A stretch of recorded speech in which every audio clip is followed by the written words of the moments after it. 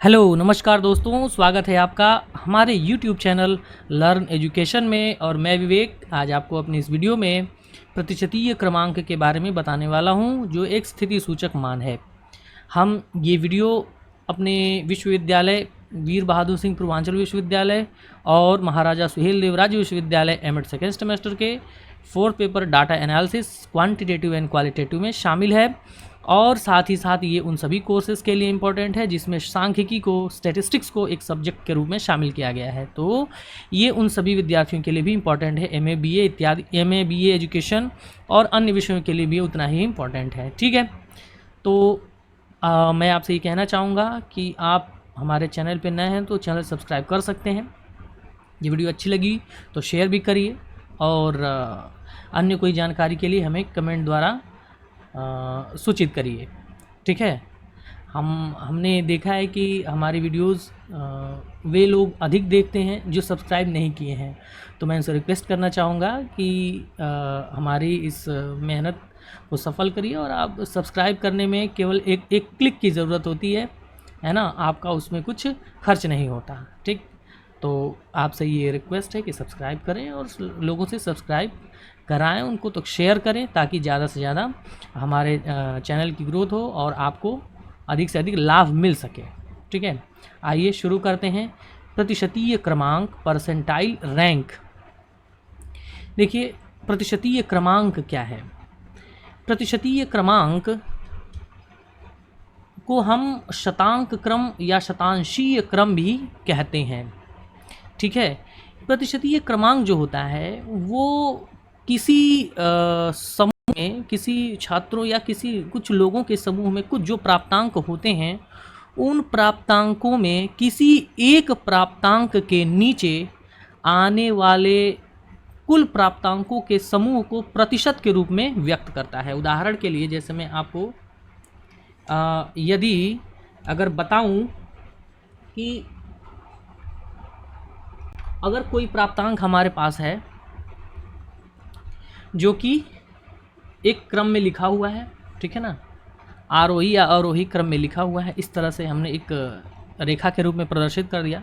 ठीक है ना, तो अब उस पर कई प्राप्तांक होंगे, हो सकता है 10, 15, 20, 25। मान लीजिए कि हम 30 प्राप्तांक को यहाँ पर कोई उस समूह में कोई विद्यार्थी 30 नंबर पाया है। ठीक है, 100 में से कितना नंबर पाया? 30 नंबर पा गया है। अब ये जो 30 नंबर एक विद्यार्थी ने पाया है, उस प्राप्तांक के नीचे यानी इधर की ओर, है ना, पीछे की ओर यानी उससे नीचे की ओर कितने प्रतिशत विद्यार्थी हैं, इसी को प्रतिशत क्रमांक बताता है।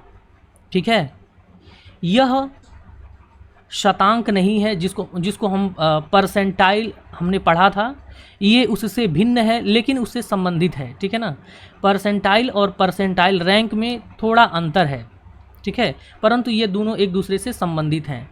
परसेंटाइल या जो शतांक है ना, शतांक के बारे में हमने पढ़ा था। वो शतांक क्या करता था? समूह को 100 भागों में बांटता है। ठीक है, समूह को 100 बराबर भागों में बांटता है और प्रत्येक भाग वह बिंदु होता है। प्रत्येक भाग पर जो एक बिंदु प्राप्त होता है, उस बिंदु के नीचे कितने % विद्यार्थी होते हैं, वही के का मान होता है। पी के से हमने प्रदर्शित किया था। और जो के का मान होता है, जो के हमें बताता है, वो किसी शतांक के यानी किसी एक 100 भागों में बांटने पर जब कोई किसी एक बिंदु के नीचे आने वाले विद्यार्थियों का प्रतिशत है। लेकिन शतांक क्रम क्या है या प्रतिशतीय क्रमांक क्या है? उस समूह में किसी एक विद्यार्थी ने जितना प्राप्तांक प्राप्त किया है, जितना अंक प्राप्त किया है, वह उसके नीचे कितने % विद्यार्थी हैं। अर्थात हम ये कह सकते हैं कि जो प्रतिशत क्रमांक है वह प्राप्तांकों पर ध्यान देता है। ठीक है, लेकिन जो शतांक है, जो परसेंटाइल है, वो उन बिंदुओं पर ध्यान देता है जो प्राप्तांकों को भागों में, कुछ भागों में विभाजित करते हैं। ठीक है, बात समझ में आ रहा है? इस बात को आप थोड़ा सा, इसमें अंतर है लेकिन ये दोनों एक दूसरे से संबंधित है। ठीक है ना, तो हम यहाँ प्रतिशतीय क्रमांक की बात कर रहे हैं। बात समझ में आ गया? प्रतिशतीय क्रमांक प्राप्तांकों के समूह में किसी एक प्राप्तांक के नीचे आने वाले विद्यार्थियों के प्रतिशत को बताता है, जो कि आपको यहाँ पर लिखा हुआ है कि किसी प्राप्तांक का, देखिए किसी प्राप्तांक का यहाँ पर बात कर रहा है, किसी प्राप्तांक का प्रतिशतीय क्रमांक छात्रों का वह प्रतिशत है जो उस प्राप्तांक से कम अंक प्राप्त करते हैं। अर्थात मान लीजिए हमने अभी 30 उदाहरण लिया था, किसी विद्यार्थी ने 30 नंबर पाया है, तो 30 नंबर पाने वाले विद्यार्थी के नीचे कुल कितने विद्यार्थी बच रहे हैं, उन्हीं का जो प्रतिशत होता है वही प्रतिशतीय क्रमांक कहलाता है। समझ में आ गया ना। हमारे जो रिज़ल्ट बनते हैं वो प्रतिशतीय क्रमांक में या फिर शतांक में बनते हैं। ज़्यादातर हमारे जो आज रिज़ल्ट जो बन रहे हैं परसेंटाइल करके, वो क्या है, वो परसेंटाइल रैंक ही है। जैसे आपने आपका किसी एग्ज़ाम में परसेंटाइल आ गया 91.3 आ गया मान लीजिए, यानी कि हम ये कह सकते हैं कि आप उन 100% विद्यार्थियों में हैं, उन 100% विद्यार्थियों में से ऐसे स्थान पे हैं कि आपके नीचे 91.3% विद्यार्थी हैं। समझ में आया ना। अगर आपका 99 परसेंटाइल आया है, वो परसेंटाइल रैंक है, ठीक है ना, जो परसेंटाइल रैंक है वो बताता है 99 परसेंटाइल आया है, इसका मतलब कि आपके नीचे कुल कितने विद्यार्थी हैं, 99% विद्यार्थी हैं, अर्थात आप 99% विद्यार्थियों से आगे हैं। ठीक, तो यही चीज़ यहाँ पर बताई जा रही है। तो एक बार फिर से हम समझ लेते हैं थोड़ा सा, एक बार दोबारा से, कि प्रतिशतीय क्रमांक क्या है। दिए गए प्राप्तांकों के समूह में से किसी एक प्राप्तांक, कोई भी हम एक प्राप्तांक के नीचे छात्रों का वह प्रतिशत है जो उस प्राप्तांक से कम अंक पाते हैं। ठीक है, समझ में बात आ गई। जैसे आपने कोई एग्ज़ाम दिया, एग्ज़ाम था 100 नंबर का, ठीक है ना, और 100 में से आप पा गए 70 नंबर। भाई 70 नंबर पाए हैं, आपसे कुछ विद्यार्थी आगे भी होंगे और आपसे कुछ विद्यार्थी पीछे भी होंगे। ठीक है, तो आपने जो 70 नंबर पाया है, उस 70 नंबर का यदि प्रतिशतीय क्रमांक निकालेंगे तो जो हमारा प्रतिशतीय क्रमांक आएगा वो क्या बताएगा, वो बताएगा कि आपके प्राप्तांक से नीचे कितने % विद्यार्थी हैं। ठीक है ना, नीचे बताएगा, ठीक है ना, आगे की बात नहीं बताता है। ये आपके प्राप्तांक से नीचे के विद्यार्थियों का कुल प्रतिशत ये बताता है। ठीक, समझ में बात आ गई, इस बात का आप ध्यान रखेंगे। तो आशा है आपको प्रतिशतीय क्रमांक का अर्थ समझ में आया होगा और ये क्या बताता है वो भी बात समझ में आई होगी। ठीक है, चलिए आगे बढ़ते हैं। अब अर्थात किसी प्राप्तांक का प्रतिशतीय क्रमांक उस प्राप्तांक को प्राप्त करने वाले छात्र की स्थिति को छात्रों के प्रतिशत के रूप में व्यक्त करता है, जो कि मैंने आपको बताया। ठीक है ना, प्रतिशतीय क्रमांक क्या है, उस प्राप्तांक को, किसी एक प्राप्तांक को प्राप्त करने वाले विद्यार्थी की स्थिति को छात्रों के प्रतिशत के रूप में व्यक्त करता है। ठीक, बात समझ में आ गई। चलिए अब आगे बढ़ते हैं। इसको हम PR से प्रदर्शित करते हैं, PR यानी परसेंटाइल रैंक, PR। ठीक है, प्रतिशतीय क्रमांक को। उसके बाद हाँ, एक चीज़ और कि प्रतिशतीय क्रमांक जो होता है, इसका मान कभी 0 नहीं हो सकता और न ही कभी 100 हो सकता है। ठीक है, 0 से अधिक और 100 से कुछ कम ही इसका मान आता है। ठीक, इस बात का आप ध्यान रखेंगे।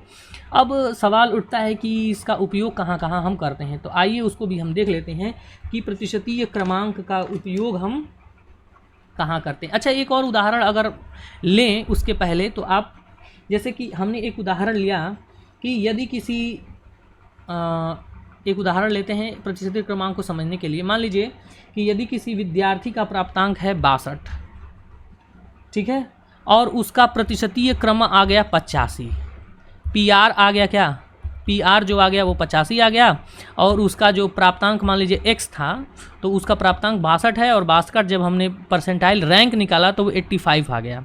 अब इसका तात्पर्य क्या है, इसका तात्पर्य ये है कि 62 नंबर से कम अंक प्राप्त करने वाले छात्रों का जो प्रतिशत है वो कितना है, 85 है। ठीक, समझ में आ गया ना। अर्थात हम ये कह सकते हैं कि 85% छात्र, जो 85% छात्र हैं के अंक जो है वो 62 नंबर से कम है, ये भी हम कह सकते हैं। ठीक है ना, 85% छात्रों का जो अंक है, जो प्राप्तांक है, वो 62 से कम है, ये भी हम कह सकते हैं। ठीक, तो एक और उदाहरण हमने लेकर समझ लिया। ठीक है, अब आइए इसके उपयोग को समझते हैं कि इसका उपयोग क्या क्या हम किस तरीके से सांख्यिकी में करते हैं। तो देखिए जो विभिन्न प्रकार के परीक्षण जो होते हैं उसमें प्राप्त अंकों की व्याख्या करने के लिए जो प्रतिशतीय क्रमांक होते हैं काफ़ी उपयोगी होते हैं। मान लीजिए जब दो या दो से अधिक दो व्यक्तियों की परस्पर जो है तुलना करनी हो, हमें जानना होगा कौन विद्यार्थी आगे है, कुल माने पूरे समूह के सापेक्ष कौन विद्यार्थी आगे है। वैसे तो हम प्राप्तांक को देखकर पता लगा सकते हैं, लेकिन यदि उस विद्यार्थी के प्रतिशतीय क्रमांक को हम जान लेते हैं तो हमें उसके तुलना करने के लिए एक अच्छा अंक मिल जाता है, एक अच्छा, क्योंकि ये हमें बताता है कि उस प्राप्तांक से नीचे कुल कितने विद्यार्थी हैं। तो यदि हम किसी प्राप्तांक से नीचे के कुल विद्यार्थियों को पता लगा लेते हैं तो हमें पता चल जाता है कि ये प्राप्तांक कितने विद्यार्थियों से आगे है। समझ में आया? यानी कि हम ये अगर यहाँ पे ज्ञात कर लें किसी विद्यार्थी का, जैसे यहाँ पर 85 परसेंटाइल PR आया है और किसी का PR 62 आ गया है ना, किसी का परसेंटाइल रैंक 62 आ गया, यानी हम ये कह सकते हैं कि जिस विद्यार्थी का परसेंटाइल रैंक जो है वो 62 है उसके नीचे कुल है ना 62% विद्यार्थी हैं। जिसका 85 आया है इसका मतलब उस प्राप्तांक के नीचे जिसका परसेंटाइल जो है रैंक 85 है उसके नीचे कुल 85% विद्यार्थी हैं। ठीक है, तो कौन आगे है? जाहिर सी बात है जिसका 85 परसेंटाइल आया है, परसेंटाइल रैंक आया है, वही आगे है ना। तो इस तरह से हम दो या दो से अधिक व्यक्तियों की तुलना करने के लिए इसका उपयोग करते हैं। ठीक, दूसरी चीज़ की प्रतिशतीय क्रमांकों की जो तुलना से विभिन्न व्यक्तियों की समूह में क्या स्थिति है इसका वास्तविक ज्ञान हमें हो जाता है। अर्थात हमें ये पता चल जाता है कि उनसे कितने प्रतिशत व्यक्ति अधिक श्रेष्ठ हैं और कितने प्रतिशत व्यक्ति कमज़ोर हैं, जैसा कि मैंने आपको भी है ना ये बात समझाई है। मान लीजिए कि किसी परीक्षण में कोई एक छात्र है उसको 60 तथा एक दूसरा कोई छात्र है उसको 45 अंक मिलते हैं। चलिए इसको हम उदाहरण द्वारा सकते हैं। एक छात्र है X1, उसको मिलता है मान लेते हैं कि 60 अंक, और एक दूसरा छात्र है X2, उसको मिलते हैं हमारे 45 अंक। ठीक है, इस बात को जरा उदाहरण को समझिएगा। तो इससे केवल ये पता चलता है कि रमेश मोहन से जो है X1 ये X2 से अधिक श्रेष्ठ है। ठीक है ना, नाम चलिए X1 का नाम रख देते हैं, मान लीजिए इसका नाम रमेश है और इसका नाम कुछ और दूसरा रख दें, मोहन रख देते हैं। ठीक, तो हम ये कह सकते हैं कि रमेश जो है वो मोहन से अधिक श्रेष्ठ है। हमें बस इतना पता चल रहा है, पूरे समूह के सापेक्ष कौन कितना अच्छा है वो अभी हम नहीं जान सकते हैं। ठीक है, किंतु कौन कितना श्रेष्ठ है ठीक से ज्ञात नहीं हो पा रहा है, तो ऐसी स्थिति में हम प्राप्तांकों का परसेंटाइल रैंक निकालेंगे। और जो रमेश है उसका परसेंटाइल रैंक अगर 85 आता है यानी 85 PR आ रहा है, और इसका PR जो है वो आ रहा है आपका मान लीजिए 62। ठीक है, तो तुलना करना हमें आसान हो जाएगा क्योंकि अब परसेंटेज हमें पता चल गया कि पूरे समूह में ये कहाँ पर स्थित है। ठीक है ना, यानी कि हम ये कह सकते हैं कि जो रमेश का परसेंटाइल जो 85 आया है, तो हम ये कह सकते हैं कि 85% ऐसे छात्र हैं जो 60 से कम अंक पाए हैं, और मोहन का जो परसेंटाइल आया है वो 62 आया। यानी हम ये कह सकते हैं कि मोहन का जो प्राप्तांक है 45, उसके नीचे उससे कम अंक पाने वाले कुल 62% छात्र हैं। अर्थात मोहन जो है वो 62% विद्यार्थियों से आगे है और रमेश जो है वो 85% विद्यार्थियों से आगे है। ठीक, समझ में बात आ गई ना। तो ये चीज़ हम इस तरह से ज्ञात कर सकते हैं। हम दो व्यक्तियों की तुलना भी कर सकते हैं। तीसरी चीज़, किसी व्यक्ति की समूह में स्थिति को भी जान सकते हैं। ठीक, या फिर किसी एक व्यक्ति की दो विषयों में सापेक्षिक स्थिति को भी ज्ञात कर सकते हैं। जैसे कोई एक ही व्यक्ति है और एक व्यक्ति दो विषयों की परीक्षा देता है और दोनों विषयों में के सापेक्ष उसकी स्थिति क्या है, इसको भी हम प्रतिशतीय क्रमांक द्वारा ज्ञात कर सकते हैं। ठीक, इसका अगर यदि उदाहरण लें, मान लीजिए कि यदि कोई दो विद्यार्थी हैं, मान लीजिए कोई एक विद्यार्थी है X, ठीक है ना, कोई विद्यार्थी एक विद्यार्थी है X, ठीक है। एक्स विद्यार्थी ने हिंदी और गणित में कुछ अंक प्राप्त किए उसने। मान लेते हैं इसने हिंदी में जो है, विद्यार्थी ने हिंदी, इसको थोड़ा है ना, विद्यार्थी ने हिंदी में जो है, विद्यार्थी ने हिंदी में कितने अंक जो है, ठीक है, मान लीजिए कि इसने 55 अंक प्राप्त किए। ठीक, हिंदी में इसने 55 अंक प्राप्त किए, और गणित में जो है, मैथमेटिक्स में इसने प्राप्त किए मान लीजिए 60 नंबर। ठीक है ना। तो इसका हम तात्पर्य क्या लगा सकते हैं? इन दोनों अंकों को देखिए, हम हिंदी में 55 नंबर पाया है और गणित में 60 नंबर पाया है। तो क्या हम ये कह सकते हैं कि वो विद्यार्थी गणित में अधिक, हिंदी से अधिक अच्छा है? क्या ये हम कह सकते हैं? ठीक है, हम ऐसा इतनी सरलता से और शुद्ध रूप से ये नहीं कह सकते हैं कि वो विद्यार्थी गणित में अच्छा है और हिंदी में कमज़ोर है। ठीक है ना। हो सकता है कि हिंदी के लिए उसका प्रतिशतीय क्रमांक 80 रहा हो, ठीक है, उसका प्रतिशतीय क्रमांक 80 रहा हो, और गणित के लिए उसका प्रतिशतीय क्रमांक 65 ही रहा हो, है ना। हो सकता है कि उस पूरे समूह में जो विद्यार्थी गणित में एग्ज़ाम दिए हों, है ना, तो उसमें उसका प्रतिशतीय क्रमांक 65 आया हो और इसका प्रतिशतीय क्रमांक 80 आ गया हो। तो ऐसी स्थिति में हम देख रहे हैं कि ये जो है मैथमेटिक्स में 65% विद्यार्थी एक्स से पीछे हैं, लेकिन हिंदी में 80% विद्यार्थी एक्स से पीछे हैं। अर्थात ये हम ये कह सकते हैं कि ये हिंदी में कुल विद्यार्थियों के सापेक्ष ज़्यादा अच्छा है, और मैथमेटिक्स में कुल विद्यार्थियों से केवल इससे 65% विद्यार्थी ही इससे पीछे हैं। अर्थात ये उतना बेहतर नहीं किया है गणित में। ठीक है, भले ही नंबर अधिक पाया है 2 विषयों के सापेक्ष।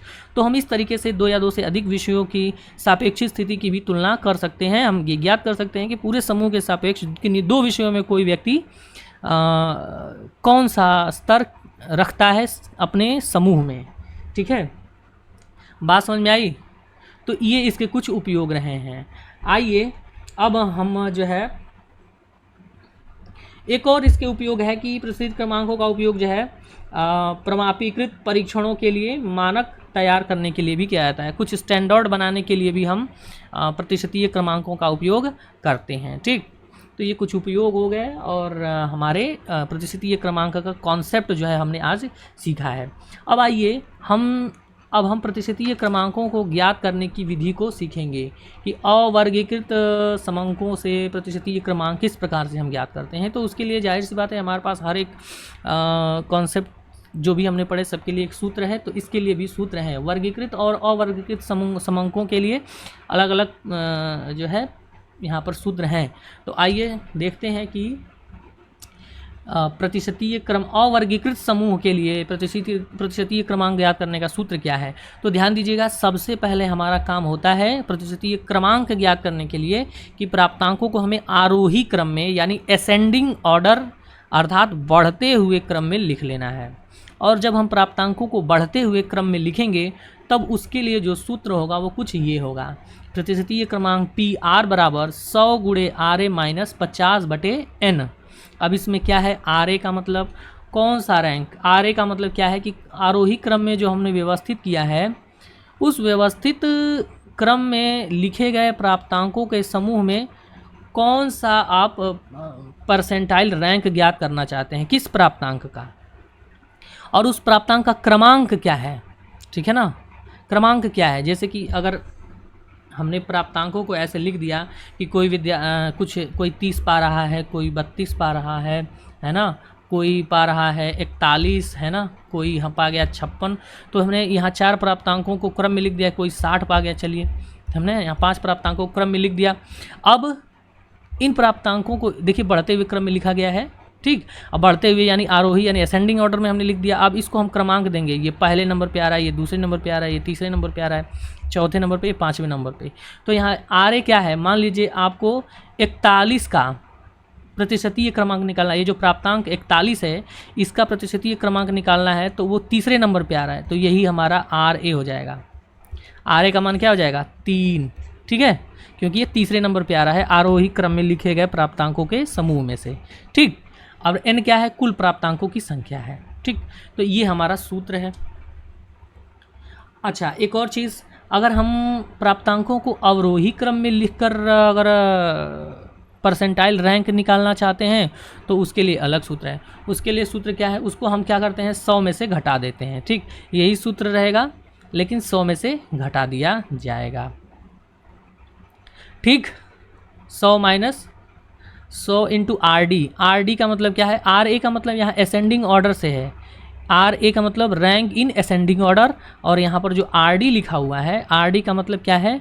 Rank in descending order. तो डिसेंडिंग ऑर्डर में जैसे इसी जो हमने उदाहरण लिया था, मान लीजिए, तो इसको डिसेंडिंग ऑर्डर में यदि लिखें तो 60, 56, 41, 32 और 30। ठीक है, अब इस तरह से देखिए हमने घटते हुए क्रम में लिख दिया, यानी डिसेंडिंग ऑर्डर में RD, लेकिन फिर भी हम गिनेंगे इधर से ही 1 2 3 4 5। ठीक है, 1 2 3 4 5 लिखा। अब इसमें से अगर हमें वही प्राप्तांक 41 नहीं, मान लीजिए कि प्राप्तांक 56 का प्रतिशतीय क्रमांक निकालना है, तो हम देख रहे हैं कि ये डिसेंडिंग ऑर्डर में लिखा हुआ है, बड़े से छोटे क्रम में लिखा हुआ है, तो इसका रैंक क्या हो जाएगा? 2 हो जाएगा। ठीक है, समझ में आया कि नहीं? लेकिन यहाँ पे प्राप्तांक 4 था, ध्यान दीजिएगा, पहले जो हमने असेंडिंग ऑर्डर में लिखा था, लेकिन यहाँ पर 2 हो गया। तो यहाँ पे RD का मान क्या हो जाएगा? 2। यहाँ पर RA का मान क्या हो जाएगा? 3। ठीक है ना, पहले वाले में। तो बात समझ में आ गई होगी। अभी जब हम उदाहरण इस पर लेंगे तो आपको समझ में और भी चीज़ें आएंगी। आइए शुरू करते हैं। ठीक है ना, एक उदाहरण लेते हैं और समझते हैं कि किस प्रकार से अवर्गीकृत समांकों का प्रतिशतीय क्रमांक ज्ञात करते हैं। तो हमारे पास एक उदाहरण है, आप देख सकते हैं स्क्रीन पे लिखा हुआ है। इसमें हमें क्या ज्ञात करना है?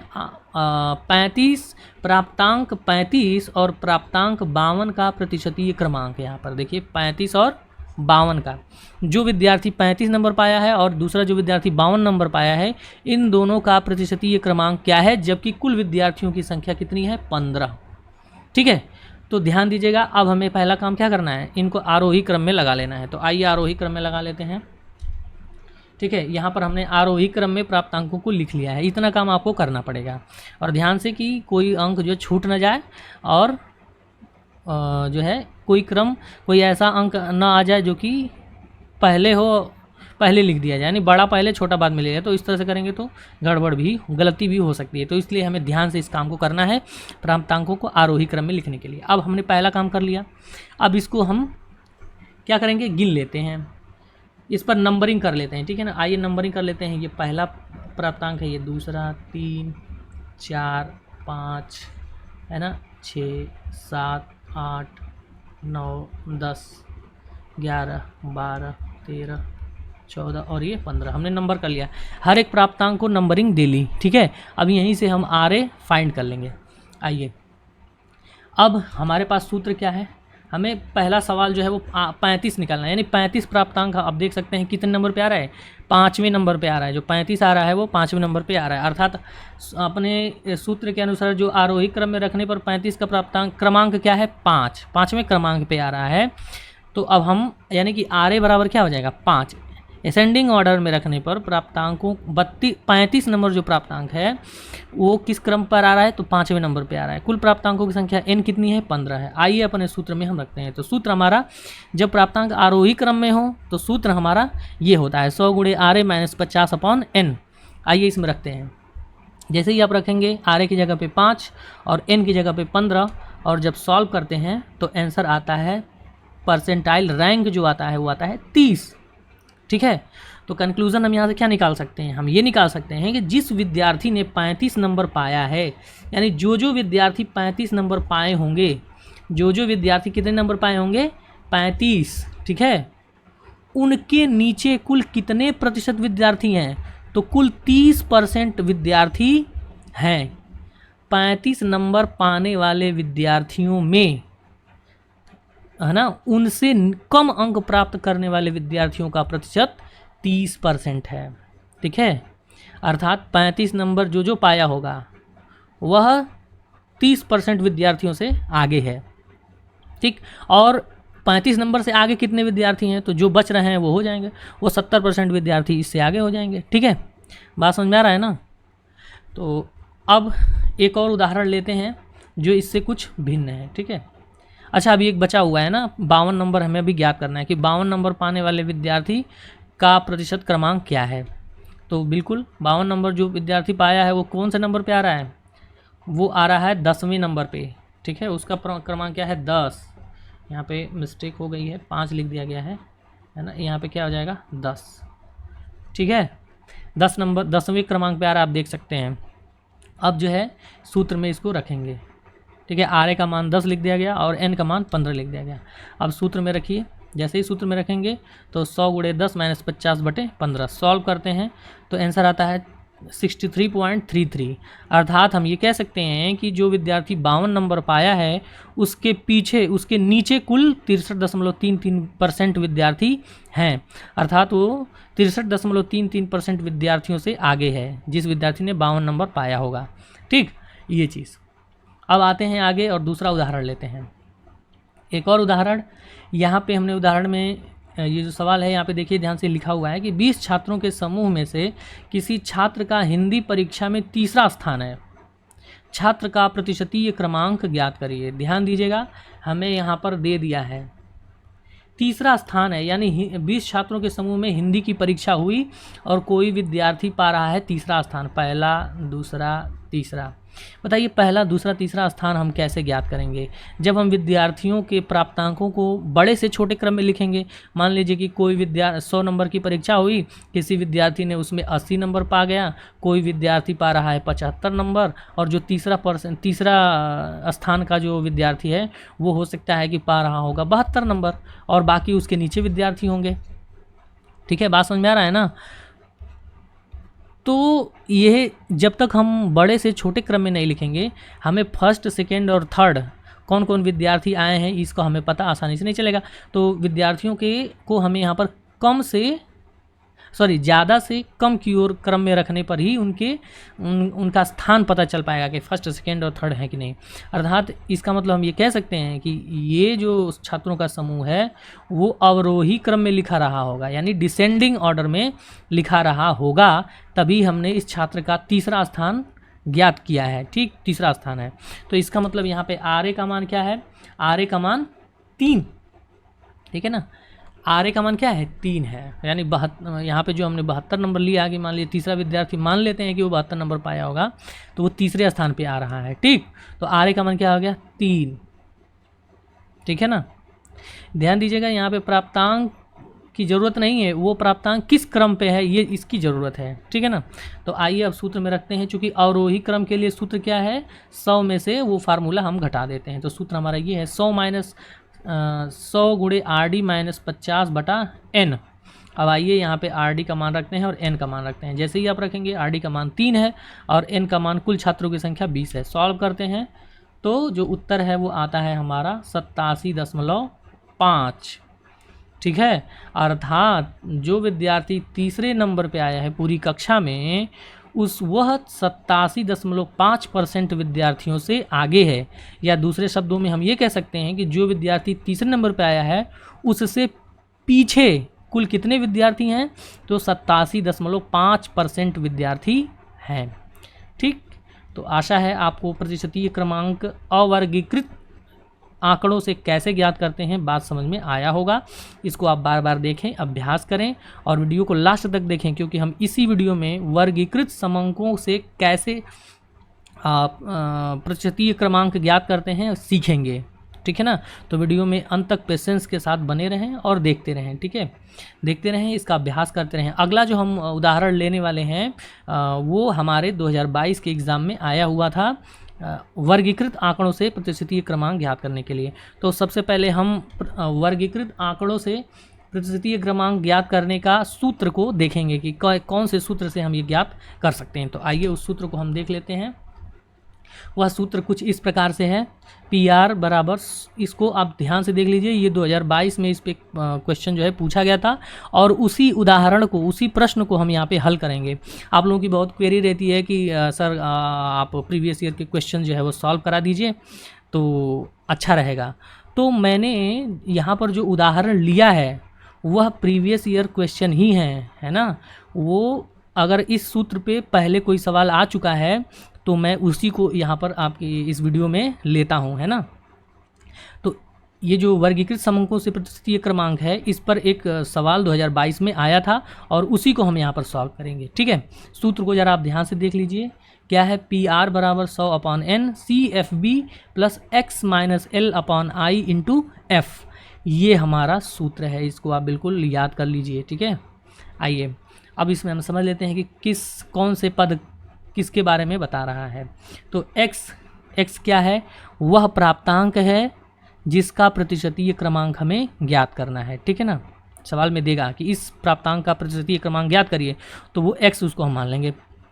CFB क्या है, अच्छा CFB जो जिस वर्ग में हमारा प्राप्तांक आएगा, यानी x जिस वर्ग में आएगा उसी वर्ग के नीचे की संचयी आवृत्ति जो है वो CFB हो जाएगी। L क्या है, हमारे प्राप्तांक वर्ग की वास्तविक निम्न सीमा है, ठीक है ना। L जो है हमारे प्राप्तांक वर्ग की वास्तविक निम्न सीमा, ठीक है ना। तो प्राप्तांक वर्ग सबसे पहले हमें पहचानना है, अभी सवाल में हम देखेंगे कि कैसे पहचानेंगे, ठीक है। F क्या है, F जो है वो प्राप्तांक वर्ग की आवृत्ति है, ठीक है ना। F क्या है, वो हमारी प्राप्तांक वर्ग की आवृत्ति है। उसके बाद N क्या है, कुल आवृत्तियों का योग है। I क्या है, तो जो वर्ग अंतराल है वही हमारा I है। ये चीज़ हर एक में थी। चलिए आगे बढ़ते हैं, अब इस पे एक उदाहरण लेते हैं, ठीक है ना। और ये जो जैसा कि मैंने आपको बताया कि ये उदाहरण जो है 2022 में एज इट इज़ ऐसे ही आया हुआ था, तो इसको आप ध्यान से देखिए और समझिए किस प्रकार से इसको सॉल्व करेंगे। तो जो हमने फार्मूला अभी देखा उसी से सॉल्व किया जाएगा। आइए सबसे पहले इसको हम सारणीबद्ध कर लेते हैं। हमने बताया था कि सारणी को आप नीचे से ऊपर की ओर बनाएंगे, यानी सब सारणी में सबसे नीचे छोटे वर्ग को और ऊपर की ओर बढ़ते हुए बड़े वर्गों को लिखते जाएंगे। तो कुछ इस प्रकार से हमने सारणी बना ली है, ध्यान से देखिएगा। सबसे नीचे 10 से 19 वाला वर्ग है, उसके ऊपर 20 से 29 और उसके ऊपर 30 से 39, 40 से 49, 50 से है ना 59, 60 से 69 और 70 से 79 और 80 से 89 तक ये वर्ग नीचे से ऊपर की ओर लिख दिए गए हैं। उसकी संगत आवृत्तियों को ठीक उसके सामने लिख दिया गया है जैसा कि प्रश्न में दिया गया। अब हमारा पहला काम हमने सूत्र में देखा था कि CF चाहिए, क्यूमुलेटिव फ्रीक्वेंसी यानी संचयी आवृत्ति हमें चाहिए। संचयी आवृत्ति ज्ञात करना आपको पता है, नीचे वाले वर्ग को 5 लिखिए, 6 5 11 और ऊपर वाली आवृत्ति को जोड़कर लिखते जाइए। 11 और 7 18, 18 8 26, 26 और 13 39, 39 12 51, 51 6 57, 57 और 3 60, अर्थात कुल विद्यार्थी जो है ये हमने CF यहाँ पर संचयी आवृत्ति ज्ञात कर ली। अब आइए इसके द्वारा 32 हमारे सवाल में पूछा है कि प्राप्तांक 32 और प्राप्तांक 75 का प्रतिशतीय क्रमांक ज्ञात करिए। तो सबसे पहले हम 32 का ज्ञात करेंगे, फिर उसके बाद 75 का, यही प्रश्न आया हुआ था। तो आइए सबसे पहले हम सूत्र को देख लेते हैं। सूत्र जैसा कि आपने पढ़ा स्क्रीन पे आपको दिख रहा होगा, यही हमारा सूत्र है। तो हम सबसे पहले अगर 32 का ज्ञात करें, 32 का प्रतिशत क्रमांक ज्ञात करना है, तो सबसे पहला काम हमारा ये आता है कि 32 कौन से वर्ग में आ रहा है, ठीक है। तो आप वर्ग को ज़रा ध्यान से देखिए, इधर जो वर्ग लिखे हुए हैं, ये जो वर्ग नीचे से ऊपर की ओर लिखे हुए हैं, इन वर्गों में 32 कौन से वर्ग में आएगा। ये तो 29 तक ही ख़त्म हो गया और ये 30 से 39 है, अर्थात हम ये कह सकते हैं कि जो हमारा प्रतिशत क्रमांक वर्ग कौन सा होगा, तो वो कुछ ये होगा, ठीक है। 30 से 39 में, यानी 30 से 39 में ही ये 32 वाला प्राप्तांक आएगा, ठीक। तो प्राप्तांक 32 वाला वर्ग ये हो गया और इसकी संचयी आवृत्ति 18 है और हमें क्या लेना है, CFB लेना है।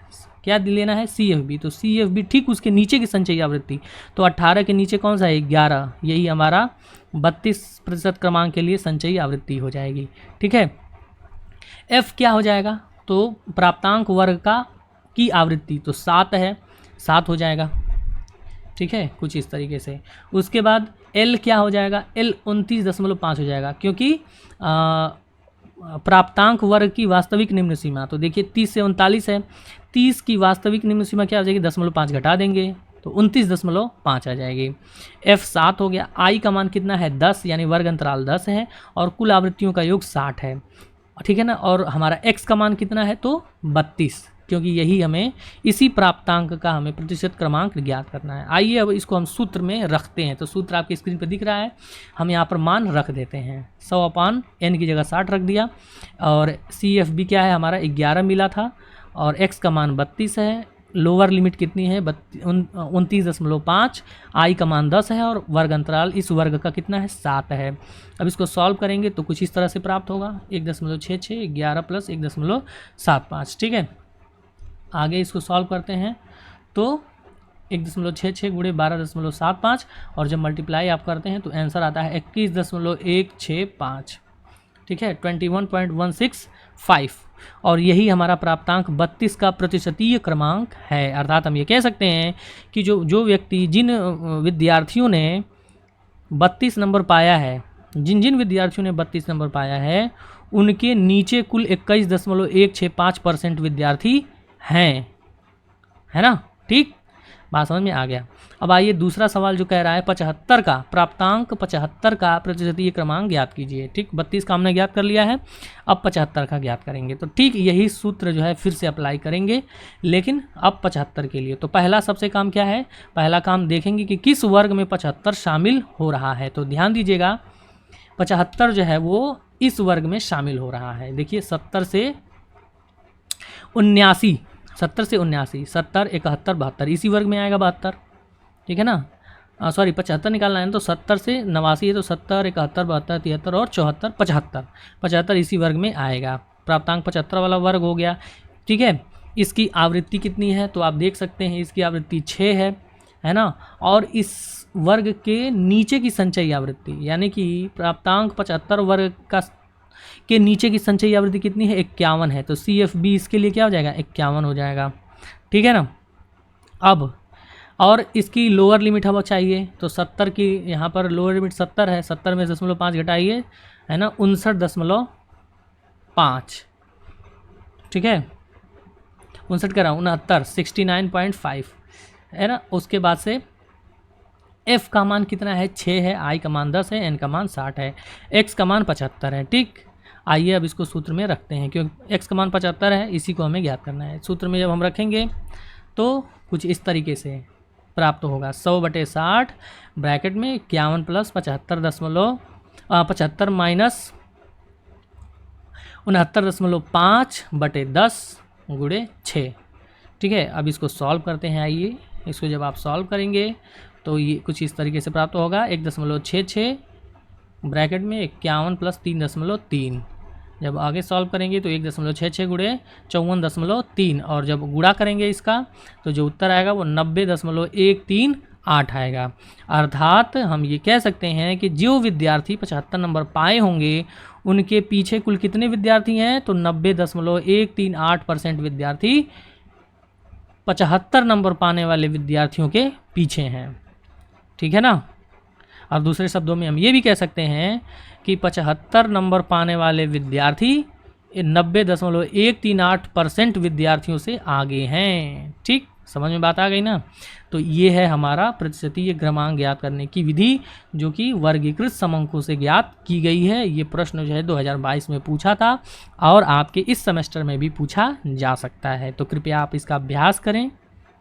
अगर ना समझ में आया हो तो इस वीडियो को दोबारा से देखें, है ना, जिससे आपको कॉन्सेप्ट क्लियर हो सके। यदि कुछ ना समझ में आया हो तो कमेंट में आप हमसे यहाँ पर पूछ सकते हैं, हम उसका सोल्यूशन आपको वहीं पर बता देंगे। ठीक है, वीडियो आपको अगर अच्छी लगी हो, इन्फॉर्मेटिव लगी हो तो हमारे इस वीडियो को लाइक ज़रूर करें। वीडियो आप देखते हैं लाइक नहीं करते हैं, केवल क्लिक आपको करना है और कुछ नहीं करना है। ठीक है, आपका कुछ खर्च भी नहीं होने वाला है सब्सक्राइब करने में भी और लाइक करने में भी। ठीक है, तो कृपया आप करें, आपके लिए हम इतना कर रहे हैं तो कृपया आप लाइक भी करें और सब्सक्राइब ज़रूर करें ताकि जो है आपको हर एक वीडियो की नोटिफिकेशन मिलती रहे, आप अपडेट रहें। ठीक है ना, बात समझ में आ रहा है। तो वीडियो में अंत तक बने रहने के लिए आपका बहुत बहुत धन्यवाद। नमस्कार, शुभ दिन।